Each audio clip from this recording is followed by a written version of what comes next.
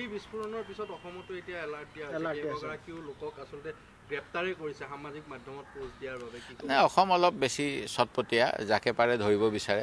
উদিত সূৰ্য লিখিলে বৰখাচৰি শদিয়া খোৱা গোহাঁইক ধৰিছিলে সৰু ছোৱালী এতিয়া মানে মুখ্যমন্ত্ৰীৰ দলৰ বহুত লোকে বহুত কথা লিখি থাকে আমি সেইবিলাক কথা ক'লে মানে তেওঁলোকে নকৰে আৰু গোটেই ৰাজনৈতিকভাৱে ব্যৱহাৰ কৰি থকা হয় প্ৰশাসন পুলিচক সেইকাৰণে কোনোবাই কিবা পোষ্ট দিছে বুলি শুনিছোঁ মই দেখা নাই দেই একো সেইবিলাকৰ তেওঁলোকে একশ্যন লৈছে কিন্তু আমাৰ দলৰ মোৰ বিৰুদ্ধে অপমানসূচক বিভিন্ন মন্তব্য ইনষ্টাগ্ৰামত দি থাকে মই বোলে অখিল কি কয় মানে বিভিন্ন